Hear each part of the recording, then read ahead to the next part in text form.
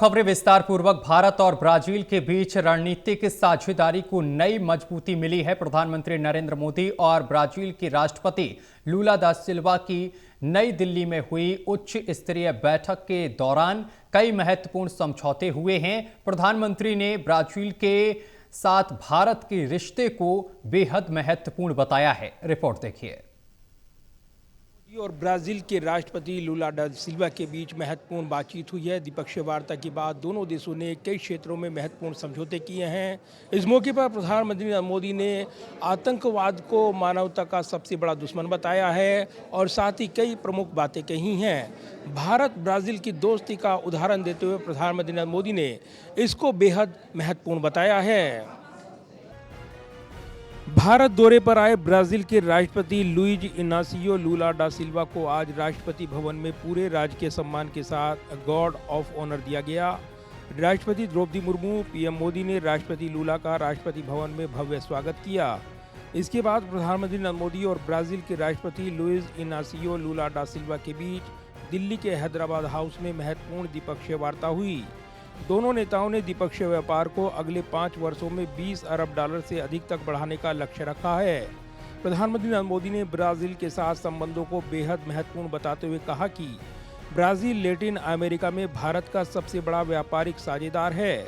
PM Modi ने जोर देकर कहा कि हमारे साझेदारी विन विन है और ये विश्वास की परिचायक है। वैश्विक मंच पर भारत और ब्राजील की साझेदारी सशक्त और प्रभावशाली रही है।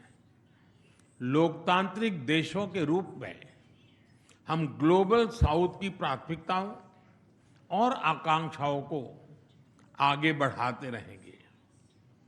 When India and Brazil work together, the voice of global south becomes stronger and more confident.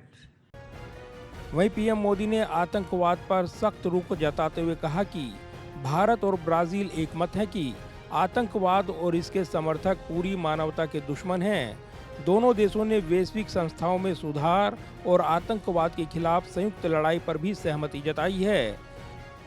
हमारा मानना है कि हर समस्या का समाधान डायलॉग और डिप्लोमेसी के माध्यम से होना चाहिए। भारत और ब्राजील एकमत है कि आतंकवाद और उसके समर्थक पूरी मानवता के शत्रु है।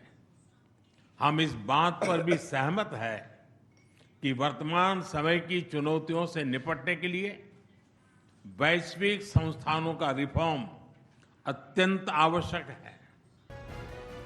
दोनों देशों के बीच कई प्रमुख समझौते हुए हैं। इनमें क्रिटिकल मिनरल्स और रेयर अर्थ एलिमेंट्स पर सहयोग का एमओयू ग्लोबल सप्लाई चेन को मजबूत करने के लिए बड़ा कदम माना जा रहा है। वहीं digital partnership for the future पर संयुक्त घोषणा हुई है। इसके अलावा माइनिंग और स्टील सप्लाई चेन में सहयोग बढ़ाने और स्वास्थ्य उद्यमिता, कृषि नवीनीकरण ऊर्जा और अन्य क्षेत्रों में महत्वपूर्ण समझौते हुए हैं। ब्राजील के राष्ट्रपति लूला ने भी भारत के साथ मजबूत रिश्तों पर जोर देते हुए कहा कि नवीनीकरण ऊर्जा और क्रिटिकल मिनरल में निवेश बढ़ाना आज के समझौतों का मूल है। राष्ट्रपति लूला ने भारत ब्राजील साझेदारी को ग्लोबल साउथ की आवाज मजबूत करने वाला बड़ा कदम बताया है और व्यापारिक एवं रणनीतिक संबंधों को और गहरा करने का संकल्प लिया है। A reason of happiness for me to return to this country for the 6th time. The meeting between India and Brazil is a meeting of superlatives. We are not just the two biggest democracies of the global south. This is a meeting of the world's pharmacy with the world's barn. दोनों नेताओं ने संयुक्त राष्ट्र सुरक्षा परिषद में Bharat Brazil की भागीदारी पर जोर दिया है।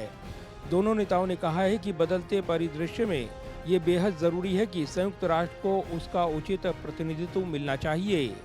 बहरहाल दोनों नेताओं की मुलाकात भारत ब्राजील रणनीतिक साझेदारी में नया अध्याय जोड़ती है, खासकर एआई, क्रिटिकल मिनरल्स और ग्लोबल साउथ के मुद्दों पर। दोनों देश अब एक साथ ट्रेड एग्रीमेंट के विस्तार पर भी काम करेंगे। राष्ट्रपति लूला ने 2030 तक दोनों देशों के बीच व्यापार को $30 बिलियन के लक्ष्य पर पहुंचाने पर जोर दिया है।